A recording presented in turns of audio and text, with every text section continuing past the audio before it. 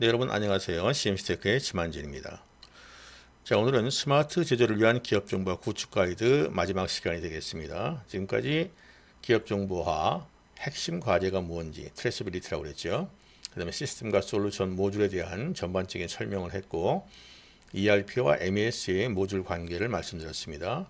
그리고 기업 정보화 목표 설정에 대해서 여러분에게 5가지 단계로 설명을 드렸고 스마트 공장 지원을 위한 로드맵에 대해서 말씀을 드렸습니다. 자, 오늘은 이제 기업 전산 시스템의 역사는 어떤 것이 있었고 그리고 CMC EIMS를 통해서 어떻게 우리 회사의 전산 시스템을 구축할 것인지 이 부분 두 항목에 대해서 여러분과 함께 시간을 가져보겠습니다. 자, 5번부터 시작하죠. 기업 전산 시스템의 역사다. 제가 이렇게 타이틀을 걸어놨는데 과거부터 MRP가 시작이 됐었어요. 자재 소유량 계산하는 MRP가 시작되고 몇 가지 시스템을 거쳐서 ERP에서 기업 전산 시스템이 꽃을 피웠죠. 그러나 ERP가 정적인 시스템이다 보니까 ERP를 좀 더 개선해서 특화된 솔루션들이 나오기 시작했어요. 대표적으로 MES나 SCM 같은 것들이 나오기 시작했습니다. 자, 그다음에 앞으로는 AI 시대로 접어들면서 과연 얼마나 이 전산 시스템이 발전할지 저도 기대가 많이 됩니다.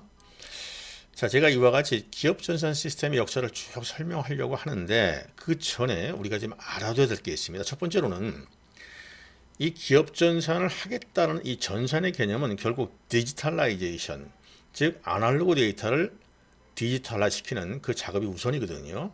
그래서 우리가 흔히 디지털라이제이션은 무엇을 의미하는 건지 간단하게 이 용어에 대한 개념을 좀 설명을 드리고요. 그 다음에 기업에서는 앞으로 이런 ERP보다 MES로 가는 이유가 실시간 기업을 만들기 위해서예요. 그래서 이 2가지 부분을 먼저 설명하고 시대별 솔루션에 대해서 한번 알아보겠습니다. 자, 디지털라이제이션 한번 볼게요. 이 디지털라이제이션의 내용을 보면은요. 제조 준비, 실행 평가 등 모든 제조 과정에서 발생하는 사건, 이벤트들을 데이터화해서 이를 기반으로 상호 자동화 시스템을 구축하고 여기서 축적된 데이터를 활용해서 새로운 비즈니스 모델과 시스템을 개발하는 것을 말한다. 이 디지털라이제이션을 중심으로 해서 위아래 개념이 있어요. 디지털라이제이션을 하기 위해서 디지타이제이션이라는 선행 작업이 필요하고 이 디지털라이제이션이 잘 이루어지면 자동으로 디지털 트랜스포메이션이 일어나서 이 새로운 비즈니스 모델과 시스템을 개발하는 것이 가능하다. 이런 뜻이에요. 그래서 먼저 이 디지타이제이션 용어를 살펴볼게요. 디지타이제이션이라는 뜻은 아날로그 자료를 0과 1의 디지털 데이터로 변환한다. 그런 의미예요. 그래서 텍스트나 이미지, 음악, 영상과 같은 아날로그 형태의 컨텐츠를 디지털로 변환하는 것을 말한다. 이 디지타이제이션을 통해서 디지털라이제이션이 이루어지는 거죠. 이것은 실질적으로 데이터를 바탕으로 해서, 즉 디지타이즈화된 그 데이터를 바탕으로 해서 어떠한 기능을 수행하는 겁니다. 예를 들어서 공정 자동화를 수행한다든지 이런 것을 의미하는 겁니다. 근데 이 디지털 트랜스포메이션이 사실은 굉장히 중요합니다. 왜냐하면 이 디지털 트랜스포메이션이라는 이 의미는 이 업무 프로세스를 디지털화한다는 이 디지털라이제이션이라고 있었죠. 이 차원을 넘어서 새로운 비즈니스 모델을 만들어 간다. 그런 뜻이기 때문에 우리가 이 업무를 디지털해서 계속해서 추진하다 보면은 우리가 생각하지 못했던 새로운 비즈니스 모델이 만들어진다. 그런 의미입니다. 그래서 우리가 업무를 전산화한다는 것은 이런 디지털라이제이션의 흐름을 우선은 갖고 간다는 얘기예요. 그 다음에 이런 디지털라이제이션을 통해서 실시간 관리가 이루어집니다. 이 리얼타임 엔터프라이즈가 최근에 굉장히 중요하게 기업 전산 시스템에서 부각되고 있는데요. 정적인 시스템보다 동적인 시스템으로 우리가 관리를 해나가면은 실시간 대응이 이루어지기 때문에 굉장히 유리하죠. 그래서 이 RT라는 것은 기업의 업무가 실시간 처리돼요. 진행이 신속하고 발견되는 문제를 빠르게 해결하고 신속한 의사결정을 지원한다. 이렇게 되어 있습니다. 예를 들자면 그 ERP 솔루션의 경우는 오늘 생산 일보가 그 다음날 나오잖아요. 근데 MES는 실시간으로 처리되니까 바로바로 그때 문제를 해결할 수 있다는 거죠. 이거 이외에도 무수히 많은 그런 경우가 있습니다. 그래서 우리는 기업을 실시간으로 관리할 수 있도록 그렇게 만들어 가야 된다. 자, 이러한 어떠한 기본적인 컨셉을 바탕으로 해서 기업 전산 시스템이 쭉 이제 이어져 왔는데요. 이런 디지털라이제이션의 개념을 베이스로 해서 시대별 솔루션을 한번 살펴봅시다. 각 시대마다 어떤 솔루션들이 있었고 또 어떻게 발전했는지 한번 알아보는 시간입니다. 자, 기업 정보 기술은 그 시대의 트렌드 그리고 산업 발전에 따라서 컨설팅 회사들이 업무 혁신 제안에서 시작되곤 했습니다. 그 대표적인 솔루션과 발표 순서는 그 MRP, MRP2, 그다음에 ERP, MES, SCM 이런 순으로 우리가 볼 수가 있습니다. 우리가 이런 솔루션의 역사를 보기 전에 제가 먼저 여러분에게 컴퓨팅 환경의 역사를 먼저 잠깐 설명하겠습니다. 기업 컴퓨팅 환경의 역사는 결국 컴퓨터 발전의 역사하고 맥을 같이 하겠죠. 컴퓨터가 발전하면서 컴퓨팅 환경도 발전하고 컴퓨팅 환경이 발전하니까 더 좋은 솔루션들이 나오고 또 차원 높은 프로그램이 만들어지고 그런 과정이 쭉 이어졌던 겁니다. 과거에는 이제 메인프레임이라고 있었습니다. PC가 있기 전에 아주 덩치 큰 컴퓨터들이죠. 이런 컴퓨터에서는 우리가 덤 터미널로 연결해서 좀 제한적인 그런 어떤 컴퓨팅 환경이 구현이 됐었는데 주로 대기업이라든지 관공서라든지 그다음에 뭐 은행이라든지 뭐 대규모 병원이라든지 이런 데서 아마 많이 봤을 거예요 메인프레임들을. 네, 그다음에 클라이언트 서버 환경이죠. PC가 활성화되고 유행하면서 PC를 네트워크로 쭉 연결해서 각각 PC에 업무용 프로그램을 설치를 합니다. 그리고 네트워크로 연결된 이 중앙에는 PC 서버를 설치를 하는 거죠. 당시에는 휴렛패커드 HP 서버가 굉장히 인기가 많았고 뭐 지금도 다 HP 서버를 많이 씁니다. 이 서버에는 오라클이나 사이버스 SQL 서버 같은 RDBMS를 장착을 해요. 그래서 서버에서는 데이터베이스를 서비스하고 각각 클라이언트에서는 업무를 하는 겁니다. 데이터베이스가 공용으로 활용되기 때문에 서로 통합적인 업무를 할 수 있는 거죠. 이걸 초창기에 클라이언트 서버 이 환경이라고 볼 수 있는데 당시에는 투티어, 즉 백엔드와 프론트엔드 두 가지 방식으로만 연결해서 클라이언트 서버를 구축했는데 이제는 이제 중간에 뭐 3티어, 미들 티어를 쓰고 또 멀티 티어 기법을 써서 다양하게 이 클라이언트 서버 환경이 발전돼 왔습니다. 지금도 이게 핵심이에요. 클라이언트 서버가 기업 전산 환경에는 대부분 클라이언트 서버를 씁니다. 그리고 이제 웹베이스 개념이 있어요. 주로 이제 외부로 요새는 뭐 ERP라든지 뭐 MES도 심지어 외부로 하는 경우도 많이 있는데요. 인터넷이 발전하면서 프론트엔드 쪽을 외부로 쓰게 되면 굉장히 편리하죠. 왜냐하면 접속도 많이 할 수 있고 그 다음에 다양한 어떤 그래픽 표현이라든지 이제 표현을 잘 할 수가 있습니다. 그러나 이 MES 같은 경우는 장비하고 연동 뭐 이런 관계 때문에 클라이언트 서버 환경을 계속 유지하는 것이 좋아요. 제 견해는 그렇습니다.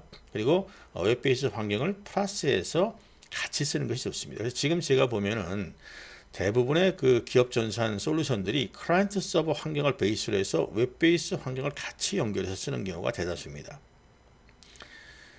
그 다음에 이제 클라우드 서비스라는 게 있어요. 이 클라우드는 클라이언트 서버라든지 웹베이스 환경에서 우리가 시스템을 구축하려면 서버가 필요하잖아요. 뭐 DB 서버, 웹 서버, 애플리케이션 서버, 그 다음에 볼처 서버, 많은 서버들이 필요한데 그런 서버의 리소스를 이쪽에서 뭐 임대를 해준다 이렇게 생각하시면 돼요. 그런데 단순하게 임대만 하는 것이 아니라 어떤 특정한 어떤 기술적인 서비스도 같이 해줍니다. 그래서 클라우드 서비스가 지금 중요해진 거예요. 이 클라우드 서비스의 세계 최고의 어떤 서비스 업체는 아마존입니다. 여러분 아마존이 원래 처음에 책을 만들다가 온라인 쇼핑몰로 세계적인 어떤 그 쇼핑몰이 됐잖아요. 근데 여러분 그거 아세요? 블랙 프라이데이? 블랙 프라이데이는 엄청난 사람들이 거기 몰려듭니다. 그러다 보니까 서버를 엄청 증설하지 않으면 감당을 못하는 거예요. 그런데 블랙 프라이데이가 지나가서 이제 평일이 되면은 그 엄청난 서버 리소스가 다 노는 겁니다. 그래서 이 아마존에서 연구를 한 게 그 서버를 활용해서 뭔가 서비스를 하자. 그래서 출발된 것이 이제 아마존 웹 서비스라고 해서 이게 대표적인 클라우드 서비스예요. 그 서버를 일부의 리소스를 임대를 해서 사용하게 만드는 겁니다. 근데 거기에 여러 가지 솔루션들을 같이 넣어줘요. 특히 이제 이 아마존 같은 데서는 이제 로지스티카라는 서비스, 배송 서비스 같은 거 연결하는 그런 거라든지 또 지금 인공지능 같은 서비스 이런 것들을 같이 연결해서 하기 때문에 지금 이 클라우드 서비스 쪽으로 많이 갑니다. 그런데 이 기업 컴퓨팅 환경에서 제가 제조기업인 경우에는 MES가 중요하다고 그랬잖아요. MES에서는 아직까지 이쪽으로 가기에 무리가 있습니다. 제가 판단하기에는. 그래서 어떤 특별한 용도로 활용할 수 있어요. 연결해서. 그래서 제가 이렇게 박스를 쳐놨잖아요. 클라이언트 서버 환경, 웹베이스 환경, 클라우드 서비스 환경. 여기까지가 지금 우리가 할 수 있는 기업의 컴퓨팅 환경이다. 어떤 미래의 컴퓨팅 환경을 생각해 보면은 이 양자 컴퓨팅 환경을 우리가 생각해 볼 수가 있겠죠. 사실 이 양자 컴퓨터라는 개념이 우리에게 굉장히 좀 생소할 수도 있고 또 어렵기도 한데요. 큐비트에 의한 새로운 차원의 컴퓨팅 환경을 양자 컴퓨팅이라고 그러는데, 기존의 컴퓨터하고는 어떤 연산 속도나 이런 부분에 있어서 전혀 차원이 다른 그런 컴퓨터이기 때문에 완전히 좀 새로운 그런 환경이 일어날 것은 분명합니다. 특별히 기대해 보는 것은 이 스트롱 AI가 활성화돼서 진정한 AI 시대가 열렸으면 좋겠다는 생각을 갖고 있습니다. 현재 우리가 알고 있는 AI는 흔히 weak AI, 약 인공지능이라고 그래요. 그래서 어떤 리소스를 너무 많이 차지하고 에너지를 너무 많이 소모하죠. 거기에 비해서 스트롱 AI는 좀 더 새로운 차원의 인공지능이 구현되지 않을까, 그런 기대를 해봅니다. 자, 이렇게 해서 제가 여러분에게 컴퓨팅 환경의 역사에 대해서 먼저 잠깐 알아봤고요. 자, 이제 기업 솔루션의 역사를 한번 살펴보겠습니다. 네, 제가 기업 정보 역사를 얘기할 때 이 표를 많이 씁니다. MRP부터 MES까지 쭉 있지요. 연도도 쭉 나와 있습니다. 자, 제일 먼저 이 MRP는 그 자재 소요량 계산이라고 그랬잖아요. 그래서 이 MRP 프로그램이 제일 먼저 필요시 됐고 먼저 사용됐던 겁니다. 물론 이 MRP는 지금 ERP에서 아주 핵심 그런 솔루션으로 또 사용되고 있죠. 그 자재 소요량 계산할 때 가장 중요한 거고, 어떻게 보면 제조기업에서 지금 핵심이 되는 그런 솔루션이에요. MRP2는 이 M자가 다릅니다. 여기는 Material, 여기는 Manufacturing. 그래서 이것은 제조자원 계획이라고 해서 여기 전사적 자원 관리 기법인 ERP의 전신이라고 얘기할 수가 있습니다. 그 다음에 이 CIM은 Computer Integrated Manufacturing이라고 그러는데, 과거에는 우리가 FA, Factory Automation, 이런 말을 많이 썼어요. 그래서 그때 당시에도 이미 컴퓨터를 통해서 공장을 자동화하는 그런 일들이 쭉 있어 왔습니다. 근데 이것이 이제 스마트 공장화 되면서 조금 더 지능화돼서 운영되고 있는 거죠. 그 다음에 우리가 잘 아는 ERP입니다. ERP는 가장 각광받았던 기업 관리 시스템으로서 기업의 전체적인 부분에 대해서 모두 리소스를 관리를 해서 거기서부터 나오는 모든 자료를 가지고 분석을 하고 그 다음에 경영의 지표로 삼고 있었습니다. 이렇게 ERP는 많은 회사에서 기업의 핵심 전산 시스템으로 활용이 되어 왔었죠. 그러나 ERP를 활용하면서 좀 아쉬운 부분들이 계속 나왔었죠. 그 가운데 대표적인 것이 생산 현장에서 실시간 데이터를 취합하고 분석하고 컨트롤 해주는 그런 시스템이 ERP에서는 제대로 작동되지 않았던 겁니다. 그래서 MES의 필요성을 느끼고 또 MES가 개발됨으로 해서 수많은 제조기업들이 MES를 중심으로 해서 기업 정보화 시스템을 구축하고 있죠. 또 이 SCM 같은 시스템도 원자재를 체계적으로 공급하고 있는데 굉장히 도움을 주는 그런 아주 좋은 솔루션입니다. 이와 같이 ERP, MES, SCM이 현재 제조기업에 있어서 핵심 솔루션이다. 저는 이렇게 보고 있습니다. 자, 그 다음에 앞으로 4차 산업으로 이어지는 현재 상황에서 어떻게 기업 정보화 시스템이 바뀔 것인가. 여기에 대해서 생각해 보면은 당연히 우리는 AI를 생각하겠죠. 자, 이걸 잠깐 보시면은 우리나라에서 특별히 4차 산업이라는 얘기를 많이 하고 있는데요. 4차 산업은 인공지능, 빅데이터, 초연결의 시대다 이렇게 평가하고 있어요. 그래서 이제 각 산업의 개념을 좀 정리를 해보면은 1차 산업은 전기기관 시대다. 2차 산업은 내연 전기기관이다. 20세기까지. 또 3차 산업부터 이제 컴퓨터 인터넷이 활성화되면서 사실은 이제 20세기 후반에 시작된 이 3차 산업이 결국 정보화 시대를 스타트하게 했고 이 4차 산업까지 모두 포괄해서 정보화 시대다 이렇게 보고 있습니다. 그래서 우리는 이 3차 산업에서 4차 산업으로 넘어가는 그런 단계에 놓여 있고 우리 기업 정보화 시스템도 이 4차 산업을 대비해서 준비를 많이 해야 된다고 저는 봅니다. 핵심이 인공지능이겠죠. 자, 이렇게 제가 여러분에게 기업 정보화 역사를 간략하게 쭉 소개를 했습니다. 자, 여기 보시면은 기업 정보화에 관계되는 많은 용어들이 있어요. 이게 일종의 이제 전산 용어이기도 하고 컨설팅 용어이기도 하고 또 각 그 산업 분야에 또 이 특화된 그런 용어이기도 합니다. 전수적 자원 관리, MES, SCM 이 세 가지가 제가 중요하다고 그랬고요. 그 다음에 이제 PLM이 너무 덩치가 크니까 우선 중소기업에서는 PDM 정도 관리하면 좋겠다. 그 다음에 CRM은 고객 관리, 관계 관리인데 제조기업은 특별히 별도로 필요 없고요. 이 창고 관리는 필요할 수 있습니다. 다양한 창고를 운영한다든지 할 때는 창고 관리 시스템을 쓰게 되면 좀 더 효과적인 관리가 가능하고 QMS는 굉장히 필요해요. 근데 QMS는 굉장히 유형이 다양하고 또 여러분이 선택할 때 컨설턴트 도움을 잘 받아서 선택하는 게 좋고요. 대부분 QC 기능들은 그 MES에 다 장착되어 있습니다. 자, 그 다음에 이제 고급 생산 계획해서 제가 그 APS 설명을 많이 했죠. Advanced Planning and Scheduling이에요. 그래서 이제 이건 MPS보다 더 차원이 높은 거기 때문에 제가 APS의 일부 기능을 MPS에 도입해서 MPS의 성능 강화를 통해서 조금 더 빠른 그런 생산 계획을 수립할 수 있다 얘기했습니다. MRP, 아까 제가 역사에서 MRP가 제일 먼저 시작됐다고 그랬잖아요. 근데 아이러니하게 이게 MRP를 잘 쓰는 회사가 많지 않아요. 그만큼 적기에 원자재를 딱 공급해서 필요한 만큼만 그렇게 쓰기보다는 우리가 보통 생산 자체도 뭐 저스트하게 생산하지 않고 스탁 생산하는 것처럼 이 자재도 미리미리 뭐 이렇게 구입해 놓고 그렇게 쓰는 경우가 많은데 전산 시스템이 도입된다면 저스트 인 타임 개념으로 우리가 자재 소요량 계산을 잘해서 적기에 그 자재를 준비하는 뭐 그런 어떠한 기업의 경쟁력을 만드는 것도 중요합니다. 그 다음에 쭉 보면 많이 있죠. 뭐 이런 부분들은 우리가 생산 관리하는 데서 많이 쓰는 그런 용어들입니다. 근데 이것도 역시 전산 용어로 많이 활용이 되죠. 또 우리가 기업에서 이제 발주를 할 때 이런 뭐 정량 발주다, 최소 도량이다, 뭐 EOQ 같은 경우는 경제적 발주다, 뭐 이런 어떤 발주 개념이 또 역시 전산 시스템이 있어서 전산 시스템에서 이런 것을 모두 자동화합니다. 자, ATP 여러분 기억나시죠? ATP, CTP, PTP. PTP로 가는 게 중요하다. 이런 말씀을 제가 드렸습니다. Profitable to Promise. 잘 기억해 두세요. 자, 뭐 이런 내용들이 쭉 있어요. 그 다음에 여기는 이제 모듈들이 쭉 있습니다. 자, 이런 거는 제가 여러분에게 참고로 지금 알아둘 필요가 있다. 이렇게 좀 말씀을 드리고 싶습니다. 이렇게 해서 여러분에게 기업 정보의 역사와 함께 그 역사에서 쭉 나왔던 솔루션들에 대해서 한번 살펴봤습니다. 네, 이렇게 해서 기업 정보의 역사까지 우리 살펴봤습니다. 자, 이제 그 다음 보죠.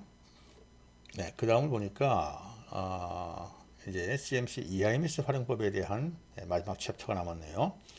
자, CMC EIMS는 뭐고 또 여기는 모듈들을 어떻게 활용해서 우리가 원하는 기업 전산 솔루션을 만들 수 있는지 한번 보겠습니다. 네, CMC EIMS는 뭐 저희 회사 상품이라고 볼 수 있겠습니다. EIMS라는 뜻은 Enterprise Informatization Management System 이런 의미예요. 자, 이것은 결국 기업 정보 통합 솔루션을 의미합니다. 이 CMC EIMS는 수많은 전산 시스템과 솔루션의 모듈들이 있는데 그 모듈들을 모두 EIMS라는 타이틀 안에 포함해서 각 기업의 업무 특성과 플로어에 맞게 통합 구축하는 CMS테크의 기업 정보와 통합 솔루션이다. 이렇게 제가 정의를 하고 있습니다.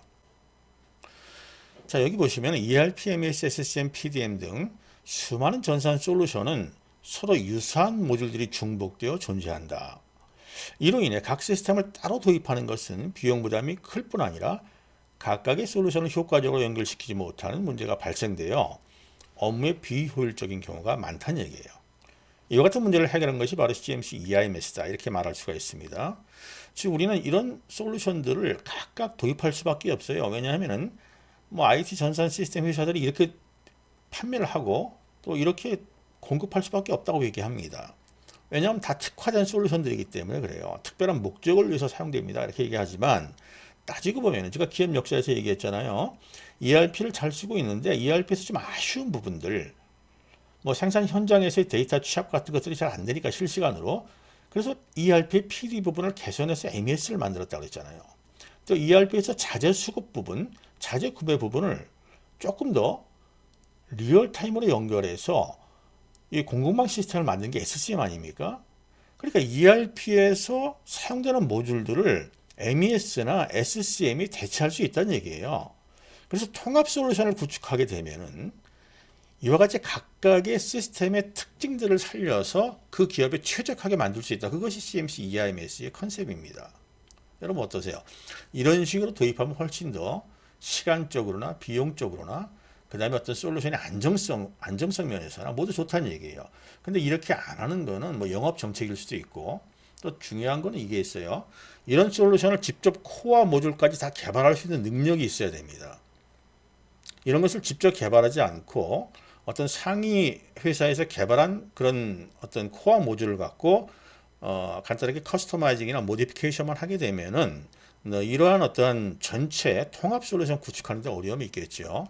그래서 자체 모든 모듈들을 직접 개발해서 가지고 있는 그런 회사라면은 이런 통합 솔루션 보급이 가능합니다. 자, 일단 이런 것을 전제로 해서 이제 구체적으로 한번 그 모듈들의 내용들을 살펴보겠습니다. 네, 여기 보면 지금 통합 솔루션 제공 그렇게 써놨죠. 제조기업의 입장에서 MES를 도입한다고 한번 가정해서 생각해 보겠습니다. MES를 구현하기 위해 다양한 솔루션과 모듈을 CMC EIMS 안에서 최적화하게 조합해서 우리가 원하는 고도화된 스마트 제조 시스템을 구축할 수 있다. 이렇게 지금 말하고 있죠. 다시 말해서 우리가 어떠한 MES를 구축한다는 것은 어떤 목표를 갖고 있어요. 가장 기본적인 목표는 뭐 품질, 퀄리티, 원가 절감, 코스트, 납기 단축 이런 거를 들 수 있지만 각 기업마다 그 특화된 목표가 있는 거예요.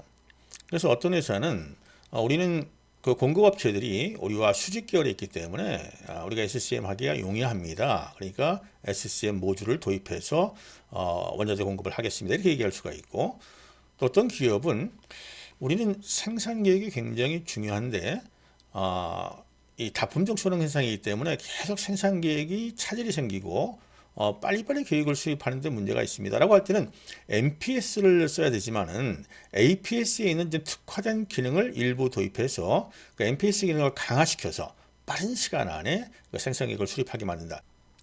이처럼 회사마다 MES를 구축하는 목표가 달라질 수밖에 없어요. 그것은 각 회사가 생각하는 스마트 제조 시스템이 근본적인 기본은 같지만은 그 구현하는 과정에서 서로 회사의 특성을 타기 때문에 그렇습니다. 근데 결국 스마트 제조를 위한 기본 솔루션이 MES라 하더라도 MES 이외에 다른 좋은 솔루션에서 더 좋은 모듈이 있다면은 MES를 구축하는 과정에서 MES 모듈을 대체하거나 보완해서 사용할 수 있다는 얘기예요. 그래서 회사의 그 EIMS 프로그램 화면들을 보면은 이 ERP, MES, SCM과 같이 많은 그런 솔루션들, 이 솔루션들의 모듈들을 다 갖고 있어요.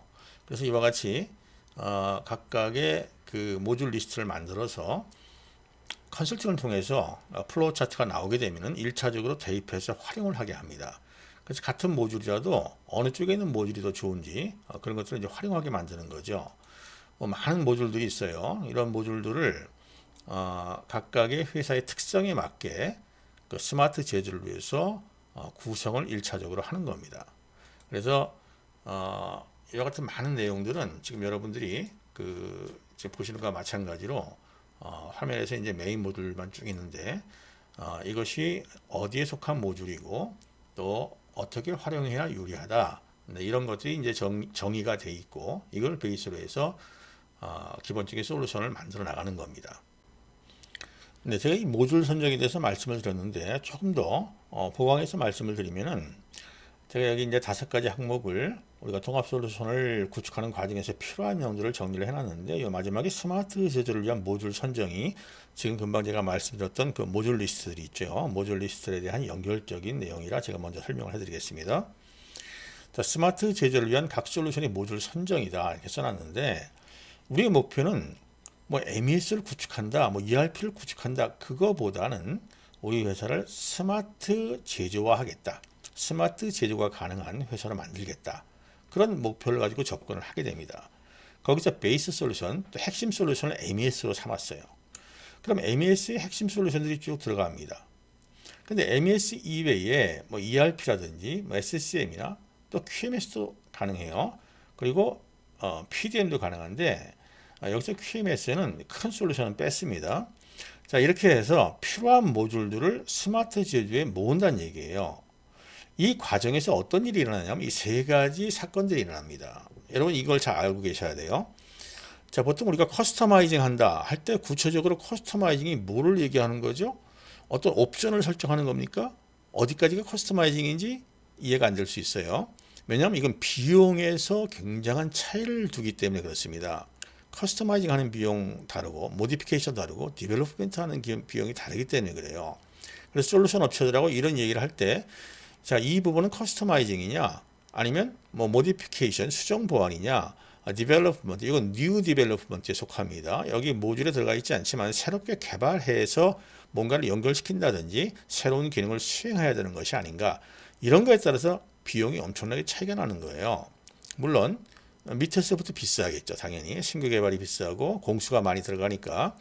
수정 보완, 그 다음에 이제 커스터마이징은 옵션 설정인데, 사람이 직접 옵션 설정을 사용자가 하는 것이 아니라 이 전산 시스템에는 그 개발자들이 개발을 하는 과정에서 다양한 모듈들을 미리 만들어 놔요. 그러면서 그 모듈 안에서 약간의 코드 수정이나 아니면 어떠한 그 케이스 수정을 통해서 커스터마이징을 할 수도 있습니다. 그래서 커스터마이징은 좀 간단하게 처리한다, 그렇게 보시면 돼요. 조금 제가 자세하게 한번 정리를 해보겠습니다.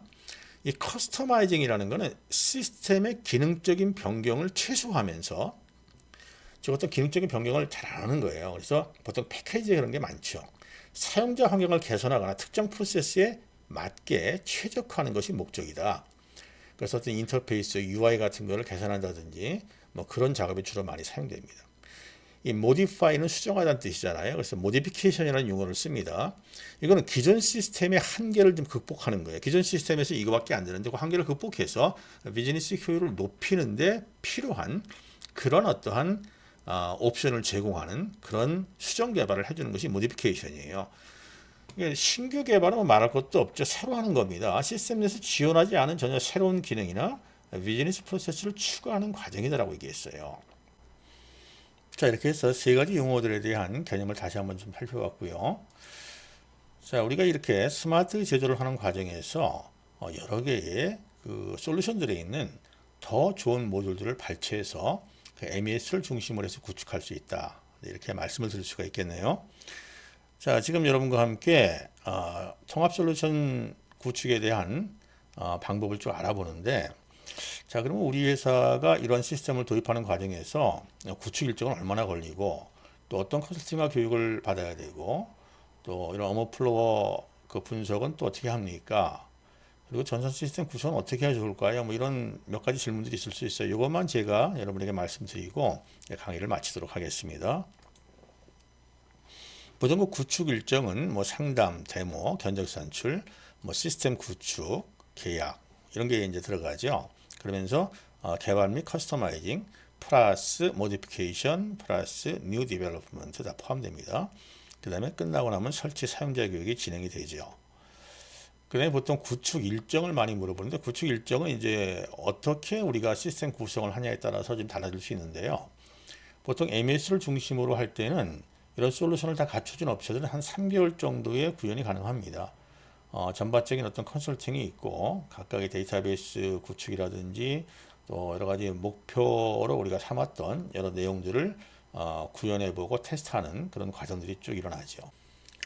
자, 그런데 이제 중요한 거는 우리가 3개월 안에 이 시스템이 구축된다 하더라도 여러분의 회사에 완전히 적용되고 또 원활하게 사용하기까지 밀도 있는 그런 교육, 그런 것들이 또 필요해요. 그러다 보니까 자, 첫 번째 1개월 차에 어느 정도 전체 컨설팅이 이루어지고, 뭐 2개월 차에는 시스템이 1차 설치가 돼서 프로토타이핑 식으로 진행이 되면서 3개월 차는 어느 정도 우리가 원하는 목표가 달성됐는지 확인이 돼서 이제 개통이 되잖아요. 그럼 밀도 있게 약 3개월 정도는 더 저희가 봐줍니다. 왜냐하면은 사용자 교육이라든지 실제로 적응하는 과정에서 또 문제가 생길 수 있거든요. 그래서 여유 있게 6개월을 잡는 게 좋고, 그 다음 또 6개월을 생각해야 돼요. 왜냐하면 시스템이 안정되고 모든 회사 사람들이 이 시스템에 의해서 모든 업무를 처리하는 또 그 과정이 필요한 겁니다. 그래서 구축 과정이 3개월, 그 다음에 밀도 있는 교육 과정이 3개월, 그 다음에 나머지 6개월은 완전히 회사가 이 시스템에 적응되는 그런 과정이라고 보시면 되겠어요. 그래서 우리가 원활하게 이 전산 시스템이 회사에 잘 사용되기까지는 1년 정도의 노력이 필요하다, 그렇게 보는 것이 좋겠네요. 컨설팅과 교육 보겠습니다. 우선 제가 이 컨설팅과 교육을 중요시 여기는 것은 뭐냐 하면은 as is to be를 정의하는 과정이 굉장히 중요하다고 그랬잖아요. 첫 시간에 제가 이 얘기를 아마 했을 겁니다. 그래서 이 MES 같은 툴, 뭐 ERP 같은 이런 솔루션, 이런 것들은 단순하게 전산 시스템이라고 보지 말고 경영의 핵심 도구라고 보고 임원진부터 모두 참여해서 이 원활한 커뮤니케이션이 될 수 있도록 노력을 해줘야 됩니다. 회사는 TFT를 구성해서 각 부서 팀장들과 부팀장들을 선발을 해서 저희 팀이 오게 되면 같이 미팅도 하고 상호간에 필요한 정보를 교류를 하게 되죠. 그리고 각 실무부서의 인터뷰를 통해서 지금 말씀드렸던 as is to be 정의를 해나가고 특히 경영진이 원하는 비즈니스 목표와 시스템의 각 모듈 기능을 정의하는 이 부분이 굉장히 중요합니다. 그리고 갭 분석은 as is to be 가운데서 가장 핵심적인 부분이에요. 그래서 어떻게 계단을 잘 모아서 우리가 목표로 하는 데까지 갈 수 있게 이 단계를 제시할 수 있을까? 이게 제일 제가 중요시 여기는 과정 중에 하나입니다. 그 다음에는 정보와 마인드를 심어주는 체계적인 교육을 제공하는 건데요. 지금 제가 이 5편에 걸쳐서 기업 정보와 구축 가이드라는 그런 지금 영상을 만들었잖아요. 이것도 좋은 교육 자료입니다. 혹시 여러분 회사가 이런 어떤 정보와 마인드를 심어주는데 어떤 교육이 좋을까 그러면 지금 이런 것이 기초적인 교육이거든요. 그래서 제가 지금 준비했던 5개 영상을 아마 보여주면은 정보와 마인드를 심어주는데 많은 도움이 될 걸로 저는 생각을 합니다. 그 다음에 각 현장의 시스템 사용 교육이라고 되어 있어요. 사실 이 시스템 사용 교육은 MES 같은 경우는 별로 할 게 없어요. 왜냐하면 자동으로 프로그램이 열리고 사용자는 자기 사본을 찍고 그리고 이 모든 그 자동화 설비에서 자동으로 데이터가 입력되거나 아니면 바코드로 자동으로 우리가 입력을 하기 때문에 현장 교육은 정말 간단합니다.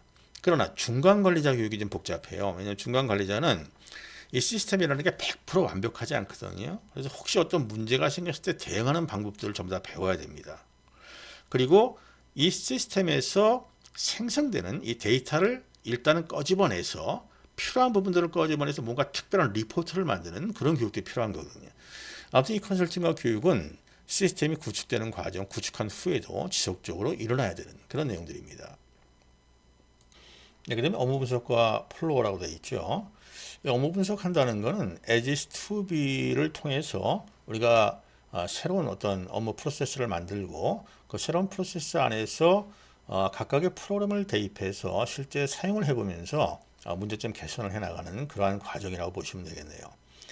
자, 제일 먼저 이제 영업, 생산 생기, 그리고 자재, 생산, 품질, 연구개발 쭉 이렇게 있는데 각각의 그 부서에서 주로 사용되는 프로그램들을 미리 다 이렇게 만들어 놓습니다. 자, 이거는 이제 모듈 리스트에서 갖고 오죠. 회사 같은 경우는 모듈 리스트 갖고 와서 이런 프로그램들을 실제로 사용하게 하면서 어떤 개선점이 필요한지 그런 것들을 보는 겁니다. 자, 이렇게 제조 실행 관리를 라인별로 쭉 내리는데 회사마다 라인이 다를 수 있잖아요. 그러니까 그 라인을 디파인해서 다시 정의한다든지 이런 작업들이 필요한 거예요.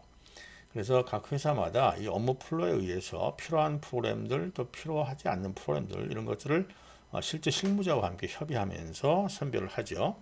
그런 다음에 이제 어떤 실무자 입장에서는 우리는 이제 이런 그 방법은 당장 필요치 않습니다. 특히 이제 생산 모니터링 하는 데 있어서 우리는 이런 식의 모니터링이 필요합니다라고 할 때는 그 의견에 맞게 커스터마이징 혹은 모디피케이션 하는 그런 일련의 작업들이 진행이 됩니다. 자, 이런 것들을 하기 위해서 기본적으로 하는 게 뭐냐면은 제조 공정도를 전부 다 우리가 구성을 합니다. 그래서 어떤 장비는 설비 규격이 어떻게 되고 사이클 타임은 어떻고 이런 거를 다 따져요. 관리 공수가 어떻게 되고 그 다음에 이제 유지 보수 이건 PM을 위해서 이제 유지 보수를 하는 거죠. 그리고 소모품 이런 관리를 다 해야 됩니다. 그러니까 장비에 대한 관리가 일단 다 들어와야 돼요.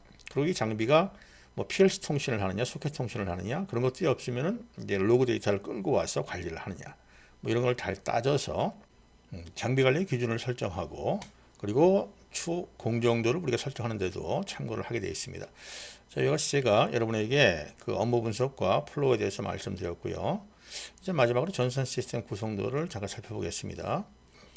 자, 여기 보면은 이제 백엔드 엔진 서버 쪽이 있고 또 미들 티어 쪽이 있고 또 클라이언트 쪽이 있는데 여기 보니까 웹베이스 앱도 쓰고 제가 처음에 말씀드렸죠. 클라이언트 서버 모듈도 있고 웹 브라우저도 쓰고 모바일 앱도 쓰고 이 클라이언트 앱은 다양하게 쓸 수 있다 이렇게 말씀을 드렸죠. 그러므로 말미암아서 이 내부적으로는 클라이언트 서버 방식, 웹 방식, 혹은 외부에서 어떤 크라우딩 서비스를 활용을 해서 전반적인 시스템을 복합적으로 구성할 수가 있습니다. 최근의 시스템은 단일 솔루션이라기보다는 어떤 복합 솔루션의 구성으로 전산 시스템이 구성되게 되어 있어요. 자, 제가 여기서 더 나가서 모든 기술적인 분야의 얘기를 말씀하기보다는 아마 여러분은 이러한 전산 시스템을 어느 규모로 구축을 해야 되는지, 그리고 어떻게 운영을 해야 되는지 그런 부분에 대한 질문을 오히려 많이 하세요. 자, 전산실이 있고 또 그거를 관리하는 전산 인력도 있으면 좋겠지만 중소기업이 그렇게 시설 투자라든지 인력 투자를 하기는 어려울 수 있어요. 그러니까 좋은 솔루션 업체를 만나서 아웃소싱으로 관리하는 것을 제가 추천드리고요. 회사가 커지면은 그때 전산실이나 또 전산 인력을 그때 생각해도 늦지 않습니다. 자, 그리고 여러분 회사 내에 마땅히 이런 서버를 둘 장소가 없다 그러면은 그냥 사무실 한켠에 좋은 렉을 설치해서 서버를 두고 운영을 하면 되고요. 여러 대의 서버를 둘 필요 없이 한 대의 서버를 가지고 여러 개 역할을 할 수 있게 또 만들 수도 있으니까, 자, 이런 전산 시스템 구성에는 너무 여러분이 신경 안 써도 될 것 같아요. 자, 이렇게 해서 제가 여러분에게 오랜 시간 동안 6개의 내용을 쭉 설명을 드렸습니다. 네, 모쪼록 제가 이렇게 준비한 영상이 여러분의 기업 정보와 마인드를 더 향상시키고 또 어떻게 우리 회사의 스마트 제조를 성공적으로 이끌 것인지 좋은 안내가 되었기를 바랍니다. 이 정보를 여러분이 쭉 보시고 여러분 회사의 임직원 모두에게 공유할 수 있도록 한번 잘 알려주세요. 그러면 회사의 전체적인 정보와 마인드를 향상시키는데 크게 도움이 될 것이라 생각합니다. 자, 그동안 오랜 시간 동안 제 강의를 경청해 주셔서 정말 감사드리고요. 또 앞으로 좀 더 좋은 또 실무적인 그런 내용을 가지고 여러분과 만나겠습니다. 여러분 감사합니다.